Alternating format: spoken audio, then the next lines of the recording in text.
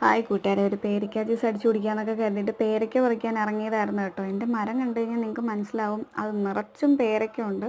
പക്ഷേ എൻ്റെ ഭാഗ്യക്കേട് കൊണ്ടാണോ എന്ന് എനിക്കറിയില്ല, എനിക്കതിൽ നിന്ന് ഒരു പഴുത്ത പേരയ്ക്ക പോലും കിട്ടിയില്ല കേട്ടോ. പിന്നെ ഇത് പഴുക്കുമ്പോഴത്തേക്ക് അത്യാവശ്യം നല്ല വലുപ്പം വയ്ക്കുന്ന ടൈപ്പായിരുന്നു.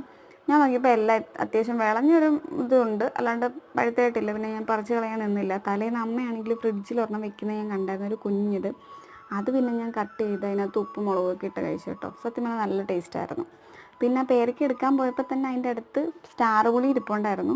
അതിനകത്ത് പ്രത്യേകിച്ചൊന്നും ഇടാൻ നിന്നില്ല, അല്ലാതെ പച്ചയ്ക്ക് കഴിക്കാൻ തന്നെ നല്ല ടേസ്റ്റായിരുന്നു. അതുകൊണ്ട് ഞാനത് കട്ട് ചെയ്ത് അല്ലാണ്ട് കഴിക്കുമായിരുന്നു. നമ്മളിപ്പോൾ വീട്ടിൽ എന്താ പറയുക, ഈ കോഴിയും പൂച്ചയും കൂടെ ഒരുമിച്ച് വളർത്തുക എന്ന് പറയുന്നത് ഭയങ്കര ഒരു ടാസ്ക്കാണ് കേട്ടോ. കാരണം എന്ന് വെച്ച് കഴിഞ്ഞാൽ ഞങ്ങൾ കഴിഞ്ഞ പ്രാവശ്യം 5 കോഴിയെ മേടിച്ചിട്ടുണ്ടായിരുന്നു. അത് 5ഉം ഈ പൂച്ചകൾ കടിച്ചു കൊന്നു കേട്ടോ. കാരണം കൊല്ലത്തേ ഉള്ളൂ, ഞങ്ങളുടെ പൂച്ചകൾ കഴിക്കത്തില്ല.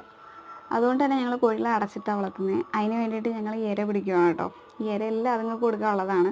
സത്യം പറഞ്ഞാൽ അതുങ്ങളുടെ മുന്നിൽ ഈ ഇരയെല്ലാം കൊണ്ടിട്ടപ്പോഴത്തേക്കില്ല, പട്ടി ചിക്കൻ കാല് കണ്ടിട്ട് ആർത്തി കാണിക്കുന്ന പോലുള്ള ആർത്തിയായിരുന്നു. കാരണം അതുങ്ങൾ പുറത്തിറങ്ങുന്നില്ലല്ലോ.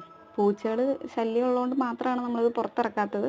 അത്യാവശ്യം ഒന്ന് വലുതായി കഴിയുമ്പോഴത്തേക്കും നമ്മൾ പുറത്തിറക്കി തീറ്റിക്കും കേട്ടോ.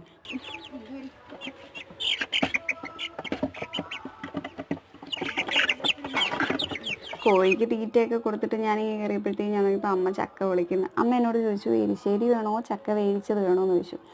എനിക്ക് രണ്ടായാലും കുഴപ്പമില്ലെന്ന് ഞാൻ പറഞ്ഞു. അമ്മ എനിവേ എരിശ്ശേരി വെച്ച് തന്നു. എരിശ്ശേരി വെക്കുന്നത് വരെ ഞാൻ മാങ്ങ കഴിച്ചു. മാങ്ങ ഇതും കൂടെ ഉള്ളു കേട്ടോ. ഞങ്ങളുടെ ഇവിടെ ഇരുന്ന മാങ്ങയെല്ലാം തീർന്നു. ഇതും കൂടെ കഴിഞ്ഞാൽ കഴിഞ്ഞു.